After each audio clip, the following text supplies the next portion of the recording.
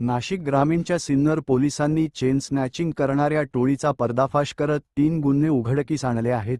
या कारवाईत पोलिसांनी 38.07 ग्रॅम वजनाची सोन्याची पोत आणि सोन्याची लाड असा 4,91,524 रुपयांचा मुद्देमाल जप्त केला आहे। मुख्य आरोपी अनिल सुभाष चिंतामणी याला ताब्यात घेऊन चौकशी केली असता त्याने सिन्नर, घोटी आणि श्रीरामपूर परिसरातील चेन स्नॅचिंगचे गुन्हे कबूल केले।